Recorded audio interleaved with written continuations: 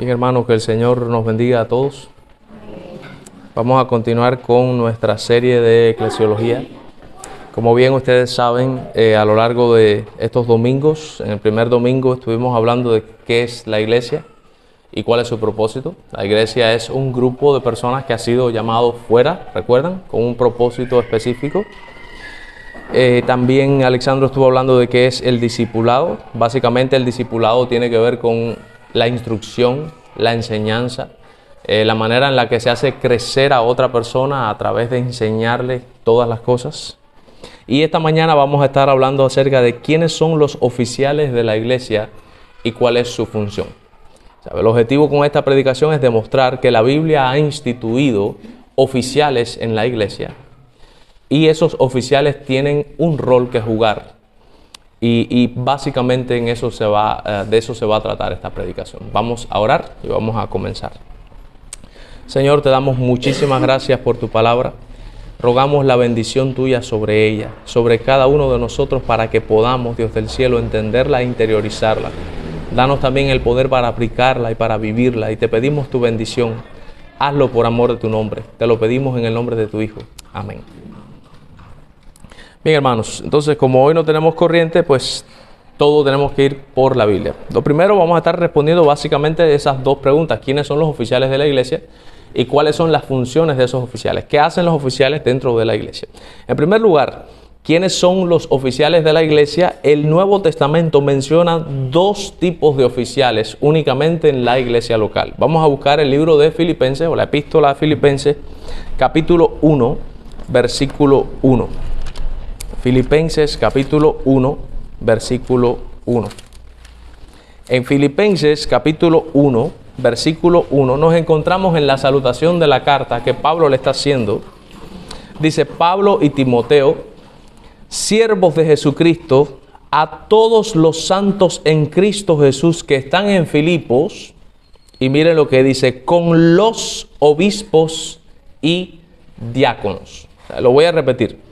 Pablo y Timoteo, siervos de Jesucristo, a todos los santos en Cristo Jesús que están en Filipos, con los obispos y diáconos. Ahí están los dos oficios.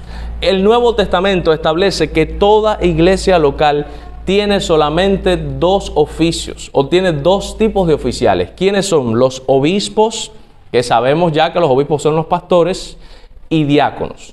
Estos son los oficiales de la iglesia, obispos y diáconos. Ahora, el término obispo, ustedes saben, yo les estaba hablando un poco de esto, pero vamos a volverlo a recordar.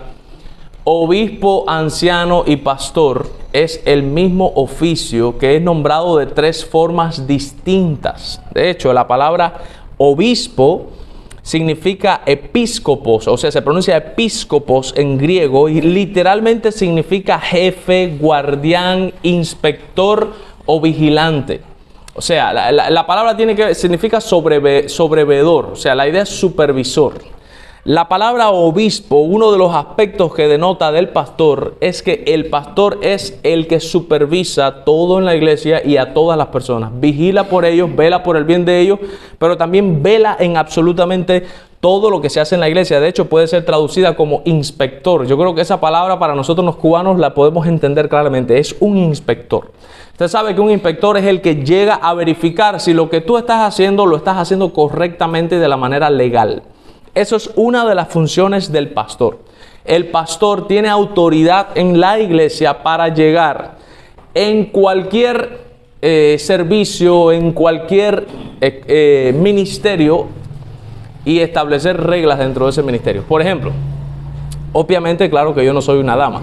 Sin embargo, yo como obispo de la iglesia puedo llegar a un culto de damas y decir: esto lo están haciendo mal, tienen que cambiar esto. Y cualquiera pudiera decir: pero si ese no es tu culto. Sí, es verdad que no es mi culto, pero soy el obispo de la iglesia. O sea, soy el inspector, soy el vigilante, soy el sobreveedor, soy el que vela porque las cosas se hagan correctamente. O sea, básicamente el obispo tiene injerencia, vamos a decirlo así, en cualquier área de la iglesia. Además de que la palabra tiene que ver con la idea de vigilar las almas. La idea es cuidar de ellas. Cuando ve que están en peligro, el obispo obviamente tiene la autoridad de llegar, regañar en caso de que haga falta a la persona, o animar, exhortar a la persona en caso de que requiera otro trato. Esa es la palabra obispo. Ahora, también la Biblia se refiere a los pastores hablando acerca de un anciano. Anciano, la palabra es distinta. La palabra es presbíteros o presbúteros. Presbúteros significa literalmente un anciano o un gobernante. O sea, la idea que da la palabra presbúteros da la idea de alguien que tiene sabiduría, pero sobre todo sabiduría para gobernar, para presidir, para dirigir algo. Y la palabra pastor es una palabra que en griego es poinaino, que significa cuidar como pastor de ovejas, apacentar, pastorear o guardar. La palabra apacentar es darle comida a las ovejas, o sea, tú las llevas a los pastos para que ellas coman. ¿Ok? Entonces aquí tenemos tres facetas distintas del mismo oficio. O sea, del pastor. El pastor es el gobernante de la iglesia. Él, además de eso, es el inspector y el vigilante de la iglesia y de los feligreses de la iglesia, de todos los ministerios de la iglesia. Y además de eso, es el encargado de cuidar de las ovejas, proveyéndoles alimento. O sea, es el que las instruye, es el que las enseña, es el que las guarda de los lobos, es el que las cuida. ¿Cómo podemos ver esta palabra intercambiable en un mismo texto? Donde estábamos leyendo la lectura bíblica en Hechos de los Apóstoles, les invito a ir ahí, el capítulo 20 de Hechos de los Apóstoles. Vamos a detenernos, como ya lo leímos en la lectura bíblica, pues vamos a detenernos únicamente en el versículo 17 y después en el versículo 28. En el versículo 17 vemos claramente una de las denominaciones. Dice, enviando pues desde Mileto a Éfeso, hizo llamar a los ancianos, lo ven, ahí está presbúteros, ahí está los presbúteros de la iglesia. Sin embargo, vemos en el versículo 28, como dice, por tanto mirad por vosotros y por todo el rebaño en que el Espíritu Santo os ha puesto por obispos. Ya no dijo ancianos, ahora dijo obispos. La palabra que viene ahí en griego es episcopos, para apacentar, y ahí está pastorear. Apacentar ahí es a pastorear, y ahí en griego viene poinaino, que es la otra. O sea, ven que las tres palabras se está refiriendo al mismo grupo de ancianos, de pastores y de obispos que Pablo hizo llamar ahí en Mileto para despedirse de ellos. O sea, de eso no nos puede quedar duda. Cuando usted vea en la Biblia, en el Nuevo Testamento sobre todo, porque déjeme decirle que anciano es una palabra que tiene un trasfondo que viene desde el Antiguo Testamento. En el Antiguo Testamento los ancianos eran los jefes, no es jefe, eran como los jueces. O sea, Moisés nombró ancianos. Esos ancianos eran los que tenían los que ayudaban a Moisés, vamos a decir, que a liderar la nación. Después, con el tiempo de los jueces, se quedaron los ancianos, y después con el tiempo de la historia de Israel en el Antiguo Testamento, los ancianos eran como líderes locales, vamos a decir así, que resolvían problemas en la sociedad. Cuando llega el Nuevo Testamento, en el Nuevo Testamento se hace un neologismo de la palabra, un neologismo que se le da otro significado y se toma esa misma faceta. Ok, este es el que lidera, este es el jefe. Pues eso mismo es lo que va a haber en la iglesia, ¿ven? Pero básicamente tiene que ver con la sabiduría que tiene. No significa literalmente que para ser pastor hay que ser un viejo lleno de canas, ¿ok? Sino que debe tener sabiduría y debe saber gobernar. Pero la palabra se aplicó. Pero yo les digo, cada vez que ustedes vean en el Nuevo Testamento, anciano, casi siempre se refiere al pastor. Hay veces que está refiriendo a anciano a un hombre viejo, ¿ya? Que eso en las cartas pastorales, cuando Pablo le está hablando a Timoteo y le dice a las ancianas trátalas así, a las jóvenes trátalas así, a los no sé qué, pero cuando dice a los ancianos ahí no se refiere a los pastores, se refiere a los hombres viejos de la iglesia. Y en griego hay dos palabras distintas, pero bueno.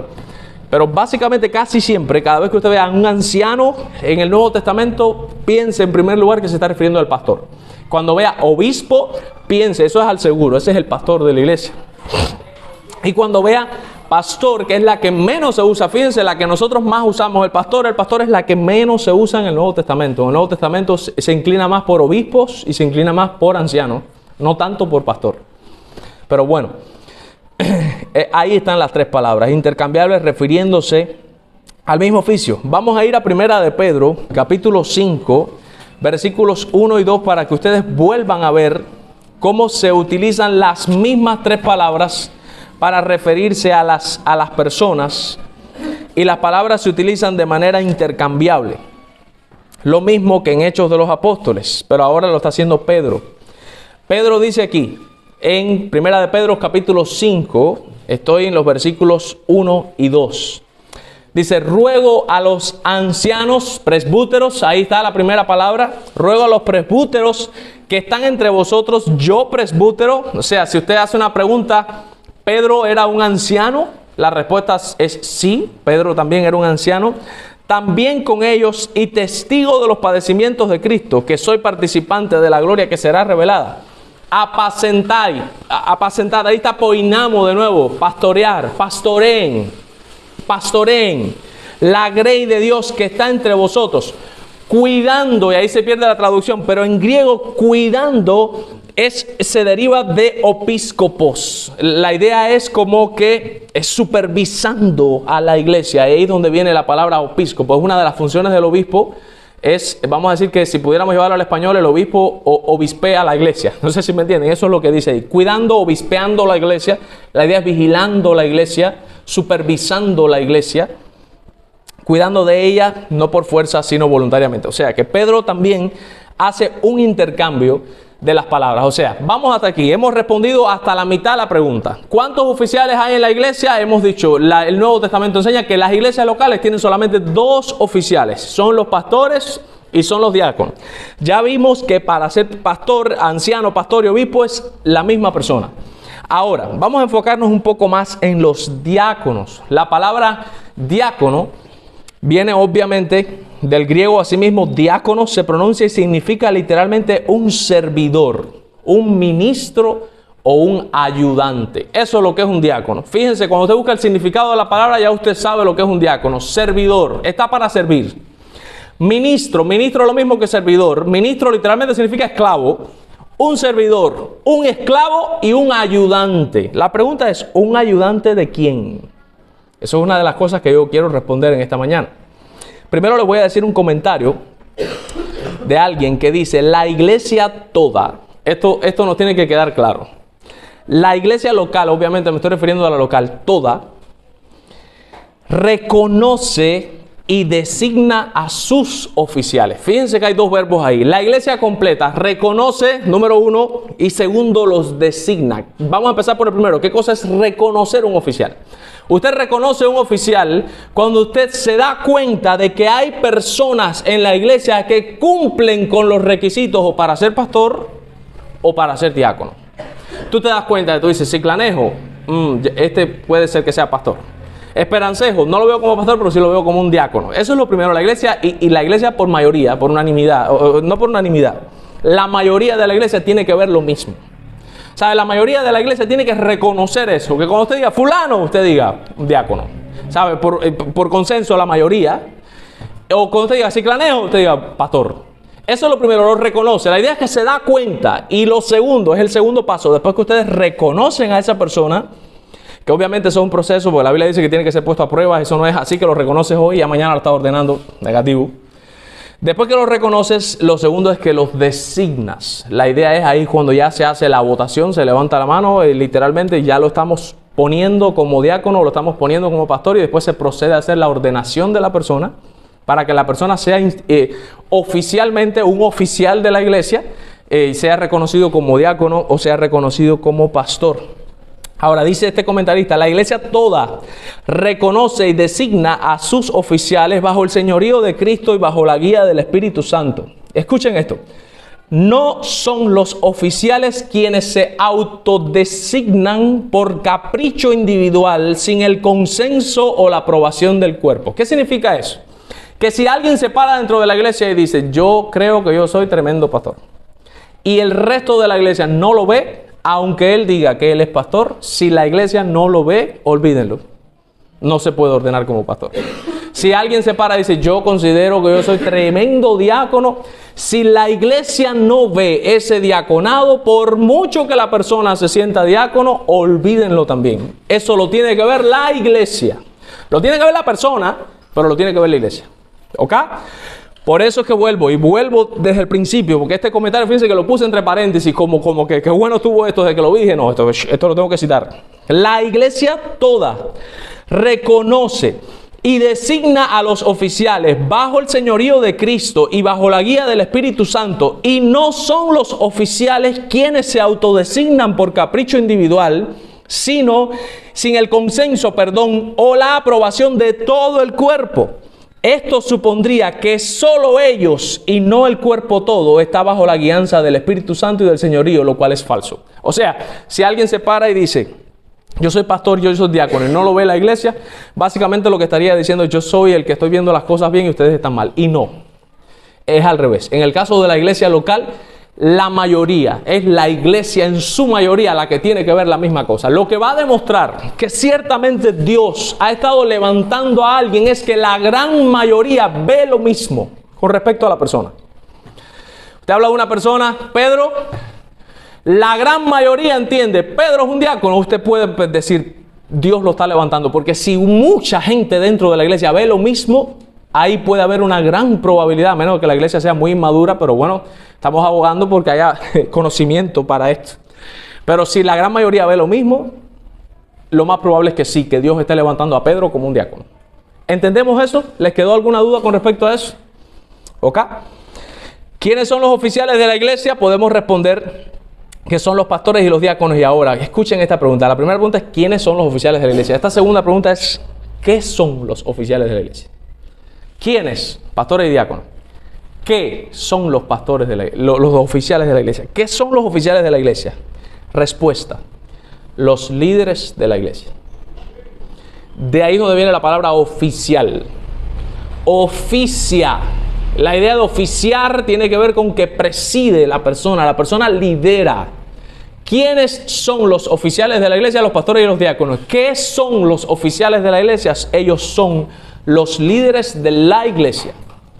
Miren lo que dice aquí: los pastores y los diáconos son el liderazgo de la iglesia local. Ellos son los que gobiernan la vida y el ministerio de una congregación. Y la Biblia no reconoce, escuchen bien esto es un ojo más grande que yo. La Biblia no reconoce ningún otro oficio, ni tampoco reconoce ninguna mujer en el liderazgo de ninguna iglesia local. Eso tiene que quedar claro. Voy a decirlo de una manera más clara para que me logren entender. Las iglesias bautistas, ¿quiénes son el liderazgo? El que está frente a las damas, el que está frente a los caballeros, el que está en tesorería, el que está en secretaría, el que está frente a todo ministerio, más los pastores y los diáconos. Eso está mal.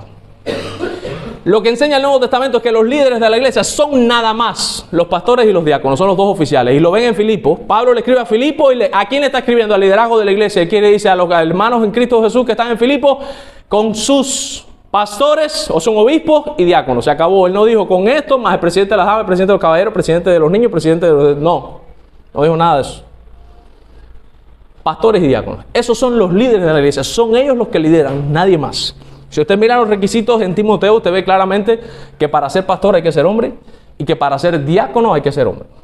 Ya una vez lo aclaré aquí, de todas maneras lo voy a mencionar someramente. En Romanos habla de una mujer de que le dice diaconisa, pero la palabra diaconisa es una palabra en griego que puede haberse sido sustantivada o que puede haber sido en algún sentido adjetivizada. Yo creo que fue un adjetivo y no un sustantivo. Si es un sustantivo tendríamos que decir que ella era una diaconisa. Pero si es un adjetivo, lo que está diciendo el texto es que ella era una servidora, ¿sabe? Era una persona que ayudaba mucho en la iglesia. Cuando usted mira el contexto en ese versículo de Romanos y mira para arriba lo que viene hablando de ella, dice que ella ha ayudado a mucha gente. Dice, ella ha sido de gran ayuda, fulana, la servidora. Entonces, obviamente, yo creo que el contexto deja claro que no se está refiriendo a ella como diácono, se está refiriendo a ella como una mujer que ayudaba mucho dentro de la iglesia. Por tanto, yo personalmente creo que no hay mujeres diaconisas. Simplemente es hombres, diáconos y pastores. Todos son hombres, ¿ok? Ahora, eso no es todo. Antes de pasar todavía, tenemos que seguir aquí con los ancianos. La Biblia enseña acerca de una pluralidad de ancianos. ¿Qué cosa es una pluralidad de ancianos? Bueno, ahí también estamos mal, desafortunadamente, porque las iglesias del Nuevo Testamento no tenían un solo pastor. La gran mayoría de las iglesias del Nuevo Testamento tenían más de un pastor. Y se los voy a demostrar por la Biblia. Así que tengan la Biblia en mano, que vamos a demostrarlo. Hechos de los Apóstoles, capítulo 14, versículo 23. Hechos de los Apóstoles, capítulo 14, versículo 23. ¿Estamos ahí? Hechos 14:23. Miren lo que dice. Y constituyeron ancianos. Está con una S al final, ¿verdad? Está en plural. En cada iglesia singular. Y constituyeron ancianos plural en cada iglesia singular. Habiendo orado con ayunos, los encomendaron al Señor en quien habían creído. O sea, dice el texto que ellos establecieron pastores plural en cada iglesia. Estamos hablando aquí de Pablo. Estamos hablando de un apóstol. Ustedes saben que Pablo fue al tercer cielo y Cristo mismo le reveló personalmente el evangelio. Ven a Pablo, que cuando va a constituir una iglesia, él no dice, fulano, tú vas a ser el pastor. No, él dice, ok, vamos a buscar ancianos, plural, para la iglesia, para cada iglesia. Y buscó ancianos para cada iglesia. Dice Hechos de los Apóstoles, capítulo 14, versículo 23. Ahí mismo en Hechos de los Apóstoles, capítulo 20, versículo 17.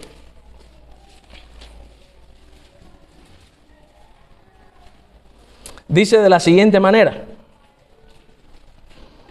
Enviando pues desde Mileto a Éfeso, hizo llamar a los ancianos, plural, de la iglesia singular. Esto puede ser una iglesia metropolitana, pero igual sirve. Primera Timoteo, capítulo 5, versículo 17. Primera Timoteo, capítulo 5, versículo 17. Primera Timoteo, capítulo 5, versículo 17. Miren lo que dice Pablo. Los ancianos, plural, los ancianos que gobiernan bien sean tenidos por dignos de doble honor, mayormente los que trabajan en predicar y enseñar. No se está refiriendo a un anciano, el anciano que trabaja bien sea tenido por digno de doble honor, no. Los ancianos que trabajan bien y que gobiernan bien, que sean tenidos por dignos de doble honor, eso significa que les paguen más.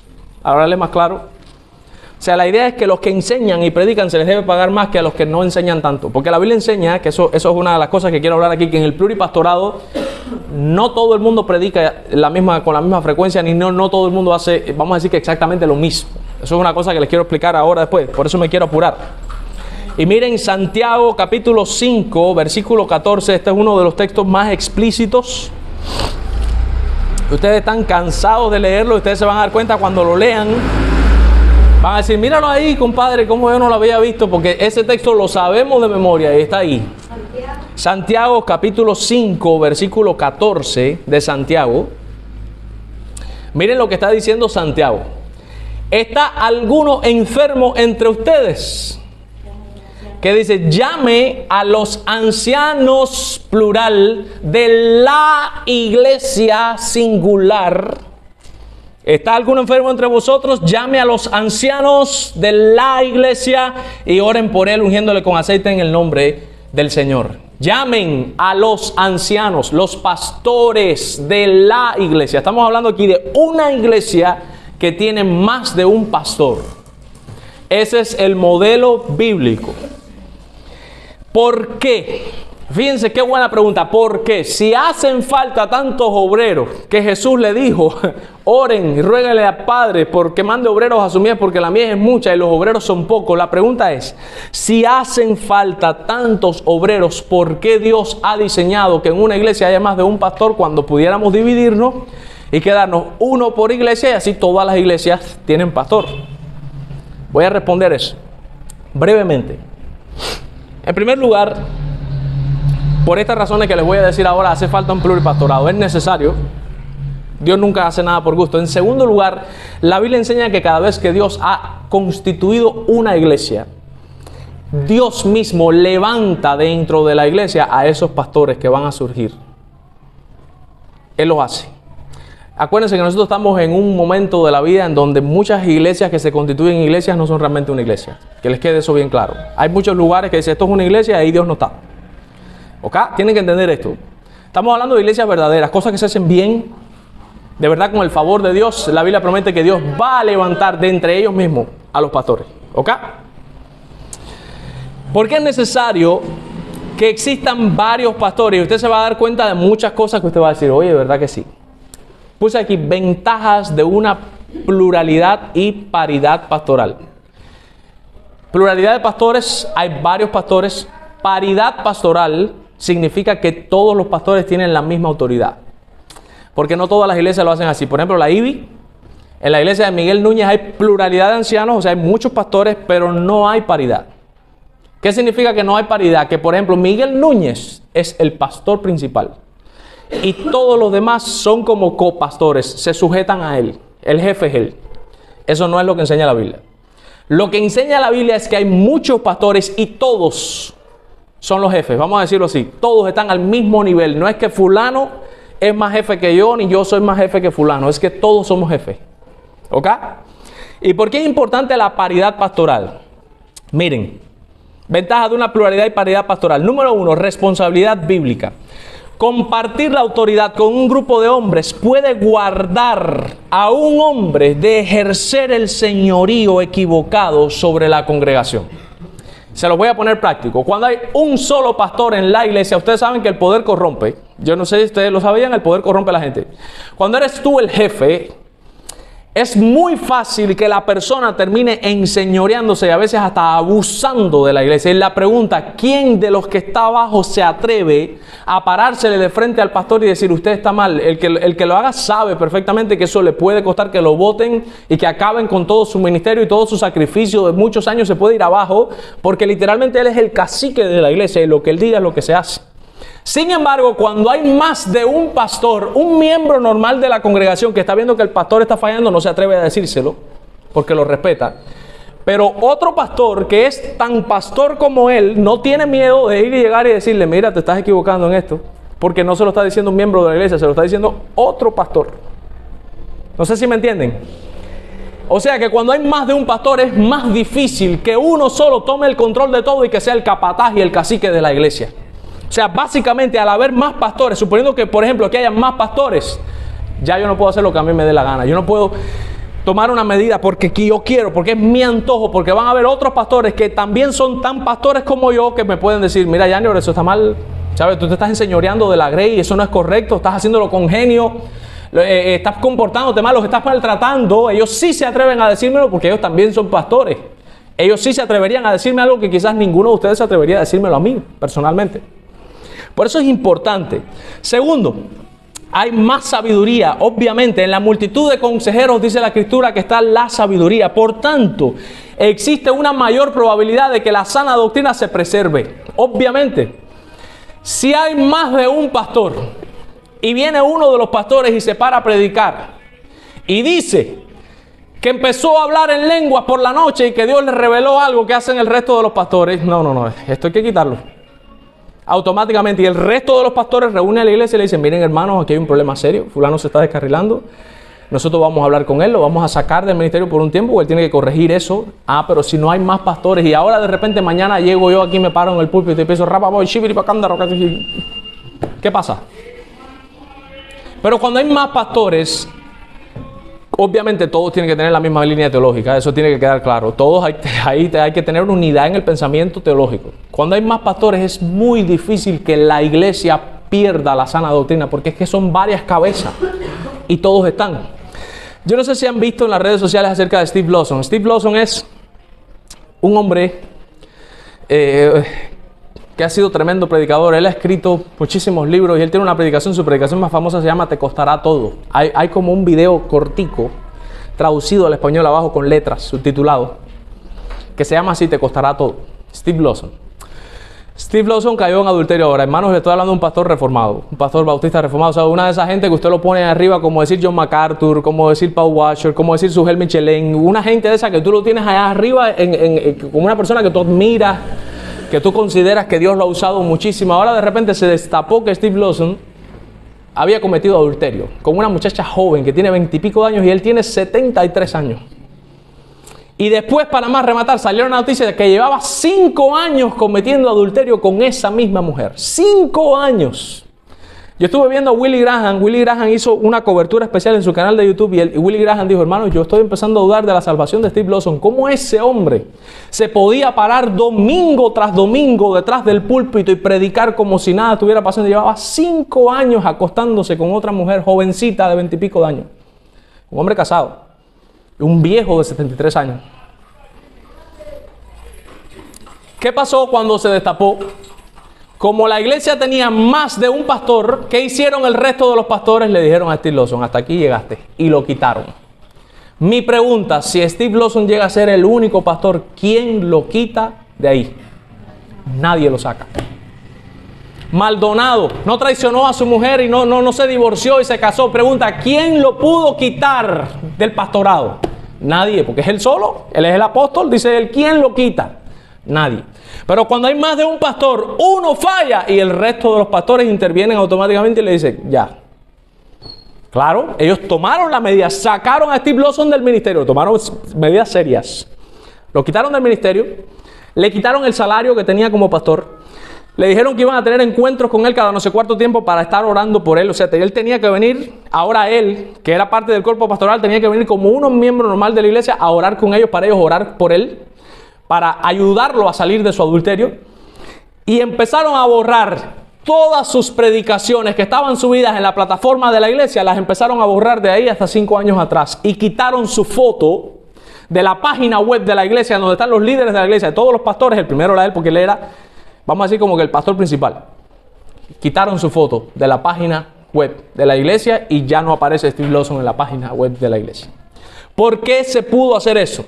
Porque había un pluripastorado en la iglesia. Si no hay pluripastorado, nadie lo saca. Él se cae de nalgas, como decimos nosotros, diciendo, eso es mentira, eso es mentira, eso es mentira. ¿Y quién se lo prueba? Nadie se lo puede probar. Y ahí se queda el hombre sembrado. Hermano, para que ustedes vean todas las ventajas, estoy por la segunda ventaja, voy para la tercera. Equilibrio. Y miren este qué bueno.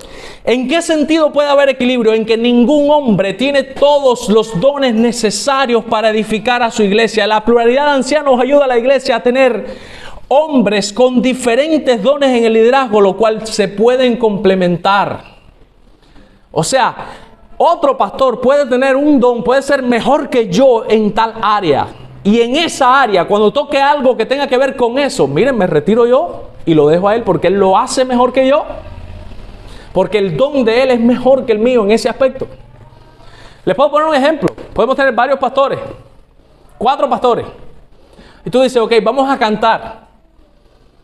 ¿Quién de los 4 sería, vamos a decir, que el más adecuado para dirigir la congregación? Ahí puede decir, no, Janior. ¿Sabes? Ya a Janior se le da bien eso. O sea, yo me puedo parar aquí y decir, arriba, hermano. Y aunque quizás a veces me vaya de tiempo, pero por lo menos, ¿me entienden? Y me siguen. Pero vamos a suponer que ahora de repente sea que vamos a hacer una campaña evangelística y se va a dar una disertación acerca de matrimonio, por ejemplo. Que es uno de los temas en los que yo lo he dicho aquí, que yo cuando voy a predicar de teología, eso es muy fácil. Ahora, cuando tú me das una cosa más práctica, matrimonio, todo, ya ahí es como que yo cancaleo un poco porque me es difícil. Esos temas me son difíciles. No soy bueno en eso. Pero si hubiesen más pastores, tú dices, fulano, esa área de la familia le encanta.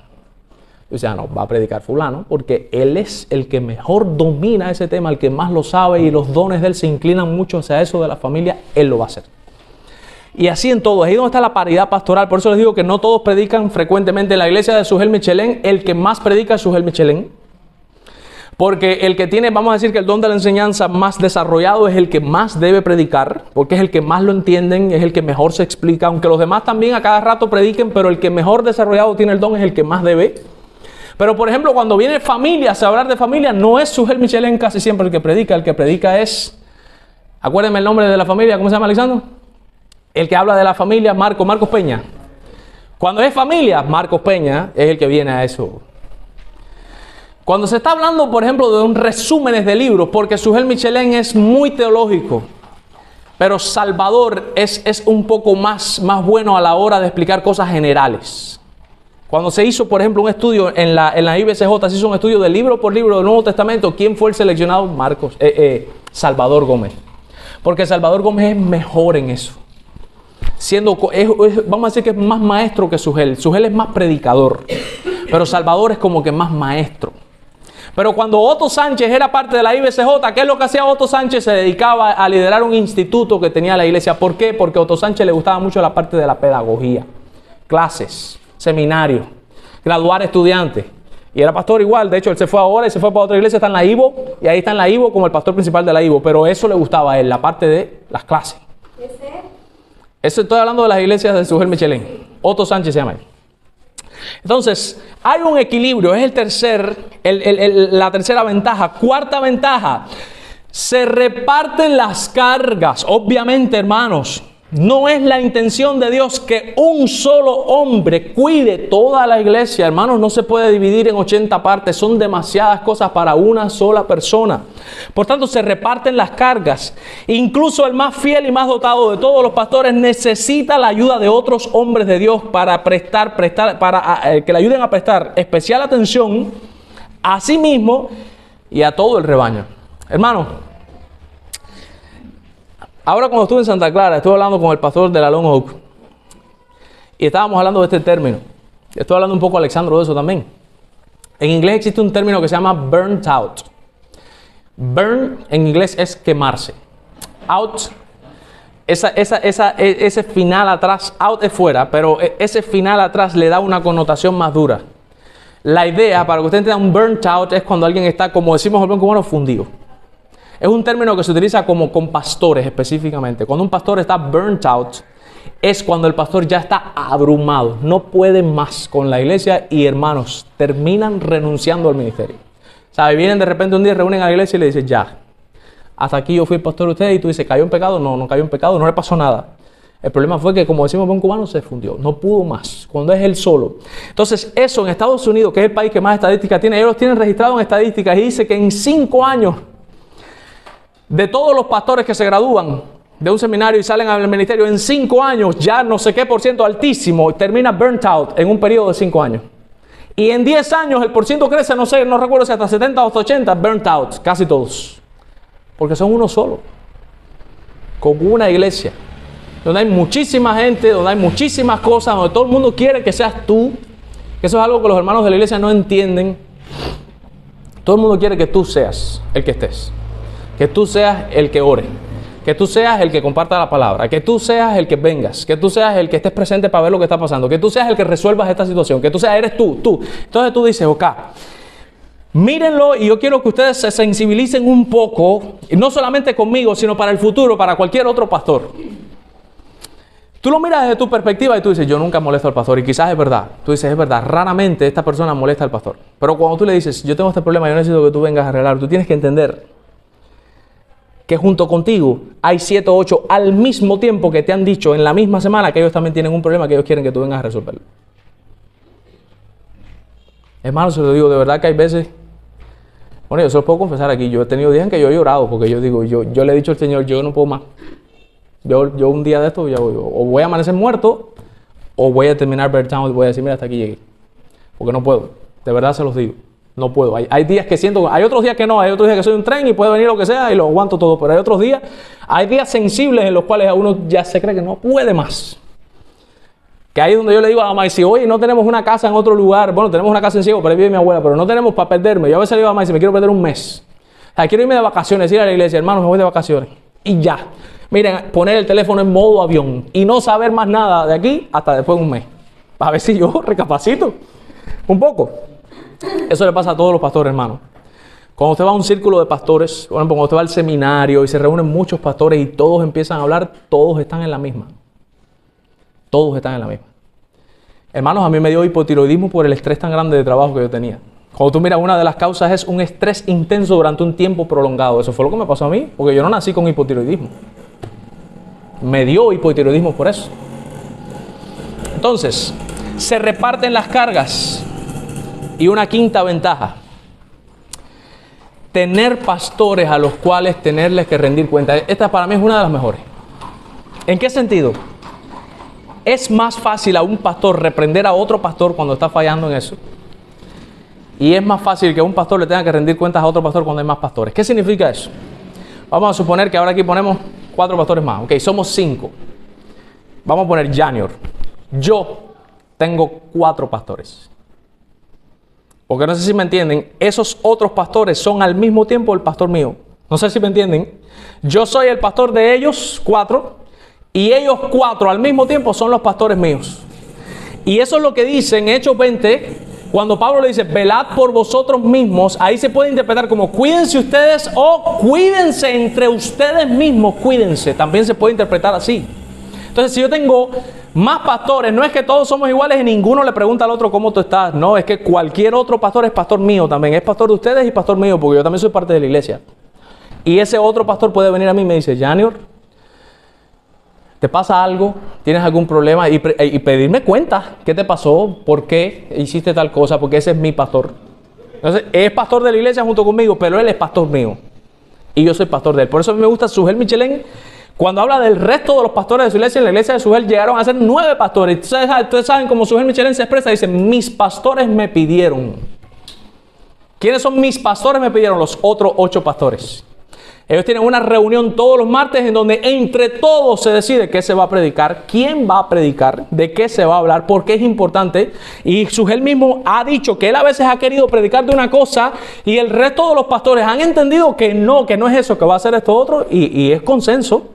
Mayoría de votos, igual les digo, lo que entiendan la gran mayoría de los pastores, porque obviamente hay más sabiduría en más cabezas. Y Sugel ha tenido que sujetarse, porque esos son los pastores de él que le dicen, no, Sugel, vamos a hablar de esto y queremos que digas esto. Yo no sé si ustedes han visto un comentario, discúlpenme que ponga ejemplos, pero yo quiero que entiendan. Donde Sugel Michelén sale hablando de Bad Bunny. ¿Ustedes han visto ese video donde él dice horrores de Bad Bunny?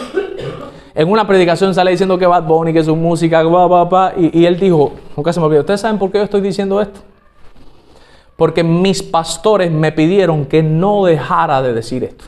O sea, básicamente él está diciendo, yo estoy predicando la Biblia, a mí no me importa Bad Bunny, pero los otros pastores, que son mis pastores, me pidieron que cuando yo hablara de esto, que no dejara de mencionar a Bad Bunny. Y él dijo, por eso lo estoy haciendo, porque el resto de los pastores mis pastores me pidieron que hablara de Bad Bunny. Entonces, ahí están varios de los beneficios. Y ahora, la segunda pregunta. Bueno, ¿cuáles son las funciones? Ya sabemos que hay pastores y hay diáconos. ¿Cuáles son las funciones de los pastores y cuáles son las funciones de los diáconos? Breve. Funciones de los pastores: cuidar y proteger a la iglesia. Hebreos capítulo 13, versículo 17. Pasen una paginita para atrás, estábamos en Santiago. Hebreos capítulo 13, versículo 17 dice, obedeced a vuestros pastores. Noten de nuevo el plural. No es obedezcan al pastor de ustedes.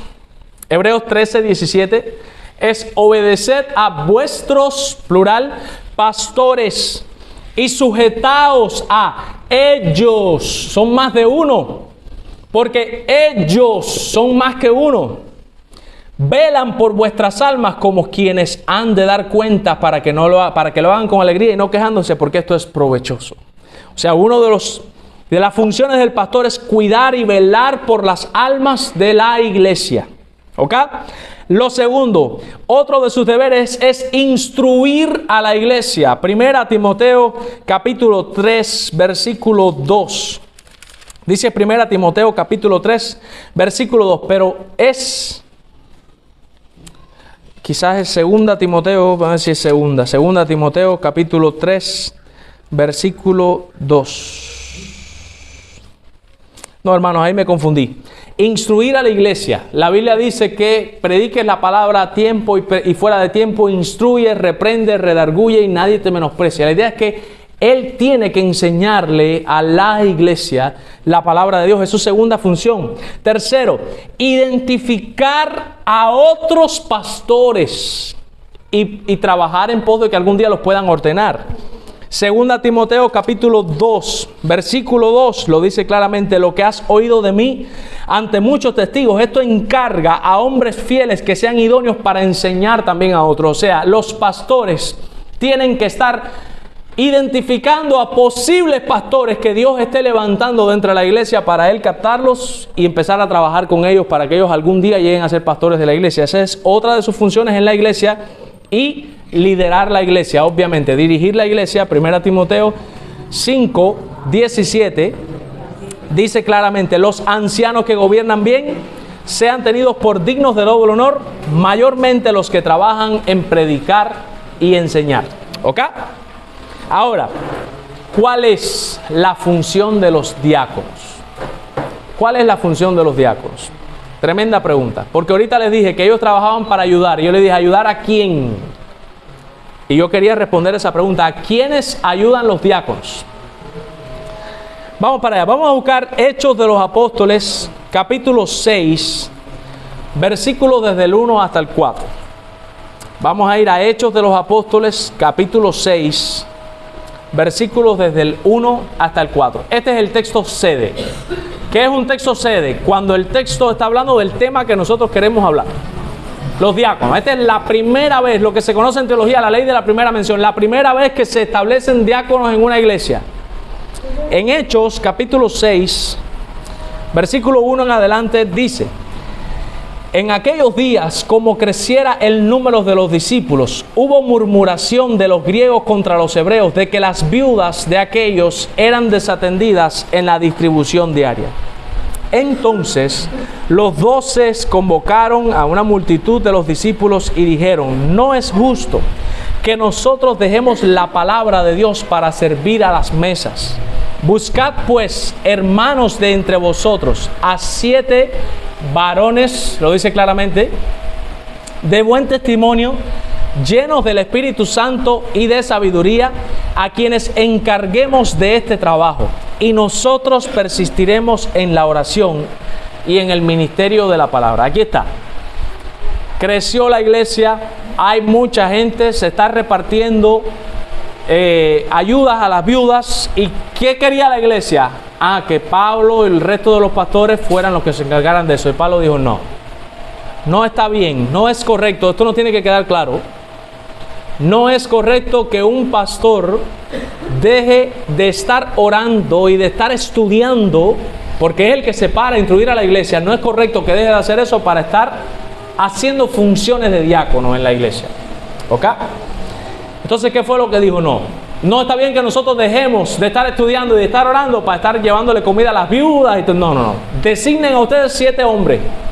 Y buscan a los hombres y los ordenaron. Y ahí surge el ministerio del diaconado. Entonces la pregunta es: ¿a quién ayudan los diáconos? Cualquiera pudiera decir a la iglesia, pero no. El ministerio del diácono es ayudar al pastor. ¿Qué es lo que hace el diácono? El diácono hace funciones pastorales. O sea, el diácono hace cosas que debía hacerlas el pastor, pero como el pastor está ocupado estudiando y está ocupado orando y está ocupado liderando en otras cuestiones y no se puede partir en 300 partes, pues ahí es donde entra a jugar su rol el diácono. El diácono ayuda para que el pastor tenga más tiempo libre. ¿Qué significa eso? Esto ya yo lo he dicho otras veces aquí y lo voy a volver a repetir. Hermanos, eso significa, una de las cosas que yo quiero lograr con esta serie de eclesiología es que la iglesia entienda muchas cosas. Y una de las cosas que la iglesia tiene que entender es que, hermanos, el pastor no puede estar en todas partes. Estamos luchando. Yo les pido que por favor oren para que Dios levante pastores en esta iglesia, para yo no ser el único, para que seamos varios. Ustedes van a darse cuenta, si algún día llegamos a ese nivel, ustedes se van a dar cuenta la ventaja inmensa que eso va a representar. Para que ustedes tengan una idea, nada más el simple hecho de que Alexandro lo está predicando, eso para mí es un gran alivio. Cuando yo sé, por ejemplo, que me puedo sentar a escuchar.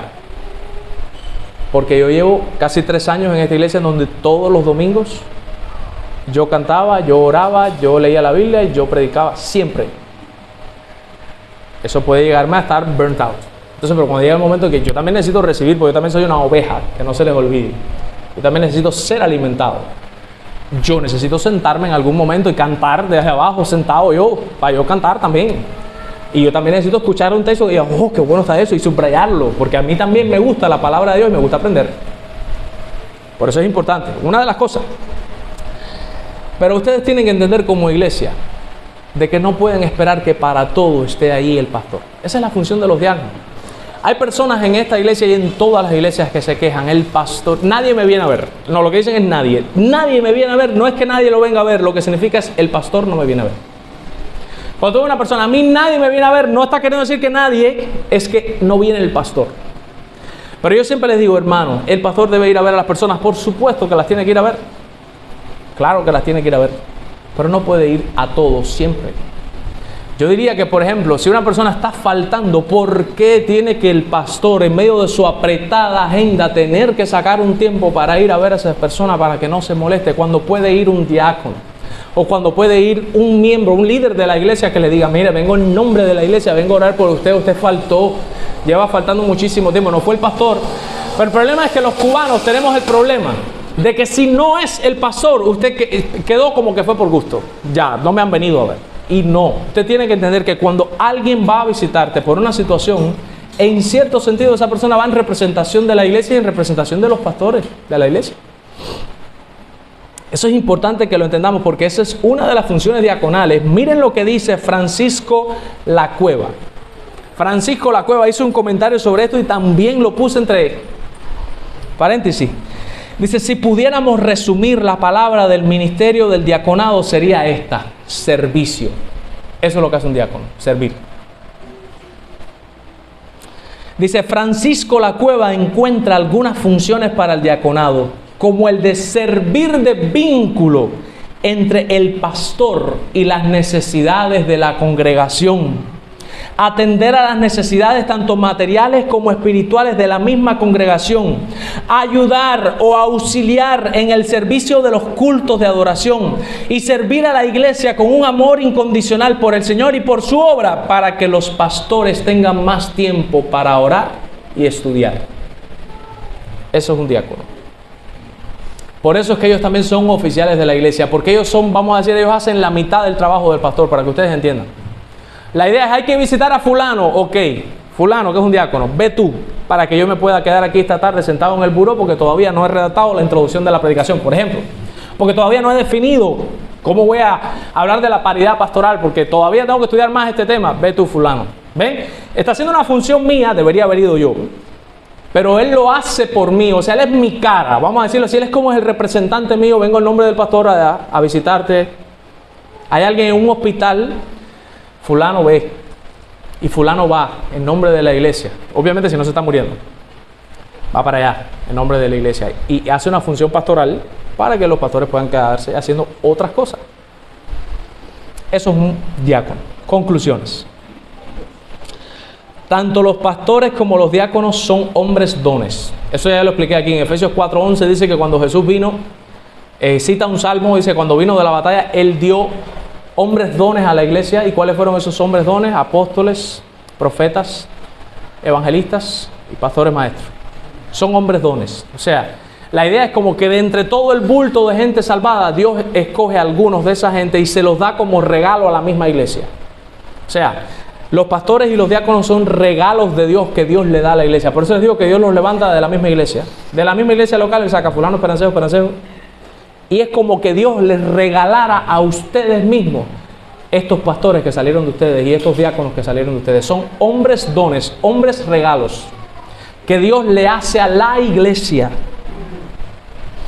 que Cristo le da a su iglesia. Debemos orar para que Dios levante pastores y diáconos entre nosotros. Esto es sumamente importante. Pastores conforme al corazón de Dios. En Jeremías capítulo 3 versículo 15 hay una promesa en el Antiguo Testamento que habla del nuevo pacto. ¿Y saben lo que dice Dios por medio de Jeremías? Y os daré pastores conforme a mi corazón. Nosotros tenemos que orar para que Dios levante en esta iglesia pastores conforme al corazón de Dios, que los pastoreen, dice la Escritura, con ciencia y con inteligencia. Son personas inteligentes que han estudiado, que han aprendido y que viven lo que creen. Esas personas son las que hace falta que Dios levante para que pastoreen a la iglesia con ciencia. Pastores que sean como Cristo, que dio su vida por la iglesia para santificarla y presentársela a sí mismo como una iglesia sin mancha y sin arrugas. Que Dios le dé a la iglesia pastores así con el corazón de Cristo, para que así como Cristo dio su vida en rescate por nosotros para santificarnos y para lavarnos, para regenerarnos, también estos pastores, representando al príncipe de los pastores, puedan dar su vida por la grey a la hora de instruirlos, de enseñarlos, de amonestarlos, de cuidarlos, de guardarlos, para que Dios, usándolos a ellos, pueda presentar a su iglesia santa y madura delante de Dios, como su pueblo santo, como su real sacerdocio, nación santa, como el pueblo adquirido por Dios que anuncia las virtudes de aquel que nos llamó de las tinieblas a su luz admirable. Amén. Que el Señor bendiga su palabra. Fue uno solo para todos. Ya saben lo que se quiere decir.